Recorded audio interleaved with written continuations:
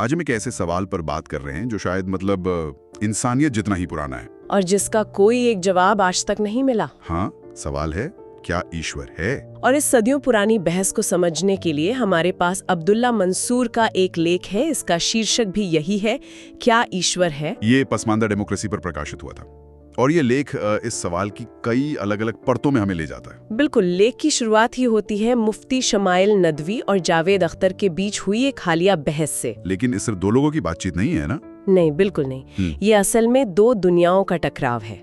एक दुनिया जो आस्था पर टिकी है और दूसरी जो पूरी तरह तर्क और सबूतों पर चलती रहे। तो आज हमारी कोशिश इसी लेख के जरिए इन दोनों नजरियों की गहराइयों में उतरने की है और ये देखने की कि क्या इन दोनों के बीच कोई पुल बन भी सकता है या नहीं। तो चलिए इसे खोलकर देखते हैं। बहस के एक छोर पर है मुफ्ती शमाइल नदवी, जिनकी दलीलें पूरी तरह से आस्था पर आधारित है। हाँ, उनका तर्क बहुत सीधा और कह सकते हैं सरल है कि ये दुनिया, ये ब्रह्मांड इतना विशाल है, इतना व्यवस्थित है कि ये अपने आप नहीं बन सकता। बिल्कुल। वो एक उदाहरण देते हैं कि जब हम एक छोटी सी घड़ी देखते हैं तो हम तुरंत मान लेते हैं कि इसका कोई बनाने वाला है, कोई घड़ी साहब। तो फिर ये पूरा ब्रह्मांड जिसमें अरबों खरबों तारे और ग्रह एक नियम से चल रहे हैं, उसका कोई बनाने वाला कैसे नहीं हो सकता? हाँ, उनके लिए ईश्वर एक लॉजिकल जरूरत है जिसके बिना आप सृष्टि की पहली कड़ी को जोड़ ही नहीं सकते। अरे ये तो वो क्लासिक दार्शनिक तर्क है ना, जिसे आर्ग्यूमेंट फ्रॉम डिजाइन कहते हैं। हाँ बिल्कुल, कि हर डिजाइन के पीछे एक डिजाइनर होता है। ये सदियों से आस्तिक विचारकों का एक मुख्य आधार रहा है। लेकिन जब उनसे दुनिया में मौजूद दुख और नाइंसाफी के बारे में पूछा गया तो उनका जवाब क्या था? उनका जवाब भी पारंपरिक आस्था पर ही आधारित था। उन्होंने कहा कि ये ईश्वर की एक गहरी योजना का हिस्सा है, एक ऐसी हिकमत है जिसे हमारी छोटी सी सीमित इंसानी अक्ल समझ नहीं सकती। हाँ, मतलब जो हमें नाइंसाफी लग रही है वो असल में एक बड़े डिवाइन इंसाफ का हिस्सा हो सकती है जिसे हम देख नहीं पा रहे।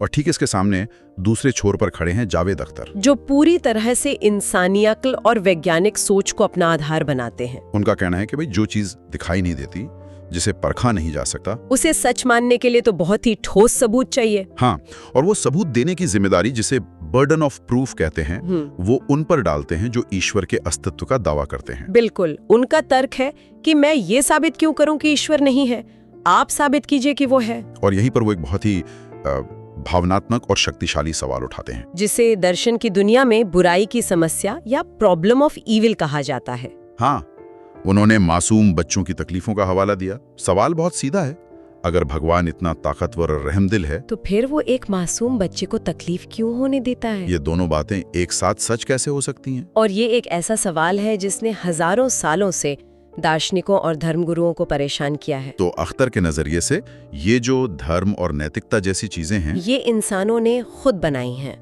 समाज में एक अनुशासन, एक व्यवस्था बनाए रखने के लिए। ये किसी ऊपर वाले की देन नहीं, बल्कि इंसान की अपनी जरूरत की पैदाइश है। तो एक तरफ आस्था है जो कहती है महसूस करो, और दूसरी तरफ तर्क है जो कहता है साबित करो। और शायद इसीलिए ये बहस कभी खत्म नहीं होती। हाँ, एक पक्ष दिल की बात कर रहा है, दूसरा दिमाग की।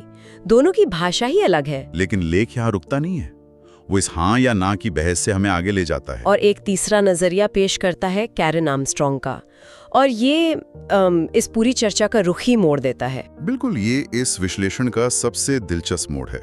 आर्मस्ट्रांग के हवाले से लेख कहता है कि हमारी सबसे बड़ी गलती ही ये है कि हम ईश्वर को विज्ञान या तर्क के तराजू पर तोलने की कोशिश कर रहे हैं। मतलब हम उसे एक वस्तु की तरह साबित करना चाहते हैं। हाँ, जैसे कोई ग्रह है या कोई अणु, लेकिन ईश्वर की अवधारणा वैसी है ही नहीं। वाह, ये तो सोचने का पूरा नजरिया ही बदल देता है। लेख में एक बहुत अच्छी मिसाल दी गई है संगीत की। जब आप कोई संगीत सुनते हैं तो आप उसे महसूस करते हैं, वहां पर असर करता है। आप ये सवाल नहीं पूछते कि इस गाने की खूबसूरती का केमिकल फॉर्मूला क्या है, हाँ, या इस संगीत का वैज्ञानिक सबूत क्या है। ऐसा पूछना ही बेवकूफी होगी। बिल्कुल, क्योंकि आप गलत औजार से उसे नापने की कोशिश कर रहे हैं। संगीत एक अनुभव है, एक एहसास है। तो आर्मस्ट्रांग कहती हैं कि ईश्वर भी वैसा ही एक अनुभव है, एक अभ्यास है, न कि कोई वैज्ञानिक तथ्य जिसे प्रयोगशाला में साबित किया जा सके। ये एक अलग डायमेंशन की चीज है। तो अगर कोई ईश्वर के होने का वैज्ञानिक सबूत मांग रहा है तो वो दरअसल एक कविता के सुंदरता को गणित के फॉर्मूले से समझने की कोशिश कर रहा है। हाँ, वो सवाल ही गलत पूछ रहा है। और यहीं से एक ज्यादा गहरा सवाल उठता है फिर कि अगर ईश्वर कोई वैज्ञानिक तथ्य नहीं है तो फिर धर्म का असली मकसद क्या है? सही बात है। लेख के मुताबिक धर्म का काम जानकारी देना नहीं है, ये बताना कि दुनिया कैसे बनी ये तो विज्ञान का काम है। तो फिर धर्म का काम क्या है? धर्म का काम है जीवन के दुखों, त्रासदियों और मौत के सामने इंसान को जीने का सहारा और मकसद देना। अच्छा, मतलब धर्म एक तरह का मनोवैज्ञानिक सहारा है जो हमें मुश्किल वक्त में टूटने से बचाता है। बिल्कुल। और लेख कहता है कि आज समाज में टकराव इसलिए बढ़ गया है क्योंकि हमने सिर्फ विज्ञान और तर्क को ही मतलब एकमात्र सच मान लिया है। और जीवन के जो भावनात्मक और आध्यात्मिक पहलू हैं उन्हें नजरअंदाज कर दिया है। हाँ, क्योंकि उन्हें साबित नहीं किया जा सकता। यहाँ एक बहुत बारीक लेकिन महत्वपूर्ण बात है। किसी विचार की मानवीय जरूरत और उसका वस्तुगत सत्य, ये दो अलग अलग चीजें हैं। इसे थोड़ा और समझाइए। देखिए, हो सकता है कि ईश्वर को तर्क से साबित न किया जा सके, ये उसका वस्तुगत सत्य हो, लेकिन ये भी उतना ही सच है कि इंसान को अर्थ, उम्मीद और सहारे की जरूरत महसूस होती है। ये उसकी मानवीय जरूरत है। और हम इन दोनों को मिला देते हैं और बहस उलझ जाती है। बिल्कुल। और मुझे लगता है कि इस उलझन को बढ़ाने में विज्ञान की तरक्की का बहुत बड़ा हाथ रहा है। जैसे जैसे विज्ञान ने दुनिया की पहेलियां सुलझाई, ईश्वर के लिए जगह बदलती गई, है ना? हाँ, ये एक बहुत बड़ा ऐतिहासिक बदलाव है। सोचिए, कुछ 100 साल पहले जब बिजली कड़कती थी तो लोग उसे ईश्वर का क्रोध मानते थे। हाँ, या कोई बीमारी फैलती थी तो उसे किसी देवी देवता का प्रकोप माना जाता था। ईश्वर एक तरह से हमारी अज्ञानता के खालीपन को भरता था। अच्छा, जिसे गॉड ऑफ द गैप्स भी कहते हैं। एकदम। तो एक तरह से विज्ञान ने ईश्वर को बेरोजगार कर दिया। जिन सवालों के जवाब के लिए हम पहले भगवान की तरफ देखते थे, जैसे बारिश क्यों होती है या बच्चे क्यों बीमार पड़ते हैं, अब उनके लिए हमारे पास विज्ञान है। एक हद तक हाँ, लेकिन लेख एक दिलचस्प मोड़ की तरफ इशारा करता है। विज्ञान कैसे एक के जवाब तो दे देता है, ब्रह्मांड कैसे बना, तारे कैसे बने, पर क्यों पर आकर खामोश हो जाता है। हाँ, ये सब क्यों है, इसका मकसद क्या है, मेरे होने का क्या मतलब है। आज हमारे पास इतनी सुख सुविधाएं हैं, फिर भी इंसान के मन में एक खालीपन, एक बेचैनी क्यों है? और मौत और दुख के सामने तो आज भी विज्ञान हमें तसल्ली नहीं दे पाता। वो मौत की वजह बता सकता है, पर मौत के बाद के अकेलेपन का डर कम नहीं कर सकता। शायद यहीं आकर इंसान को फिर से एक ऐसे विचार या शक्ति की जरूरत पड़ती है जो इस भौतिक दुनिया से परे हो। इसी आधार पर लेख भविष्य को लेकर कुछ अनुमान भी लगाता है। वो कहता है कि शायद आने वाले समय में ईश्वर की पहचान किसी मंदिर, मस्जिद या चर्च की चार दीवारी से बाहर निकलेगी और इंसान की अपनी चेतना में खोजी जाएगी। बिल्कुल, जैसा कि सूफियों और संतों ने हमेशा कहा है, ईश्वर बाहर कहीं नहीं बल्कि मनुष्य के भीतर की गहराई है। यानी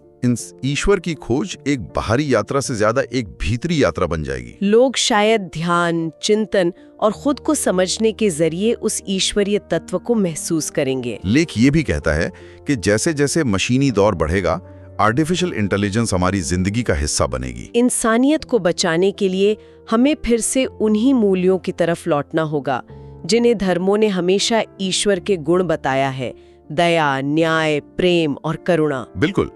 लेख एक बहुत सुंदर बात कहता है कि ईश्वर कोई बंद गली नहीं बल्कि एक प्रक्रिया है। यह कोई अंतिम जवाब नहीं है जिसे हमने पा लिया, यह एक सतत खोज है। जैसे जैसे इंसान की समझ का दायरा बढ़ेगा, वो पुरानी रूढ़ियों को छोड़ता जाएगा और सच्चाई को नए तरीकों से समझेगा।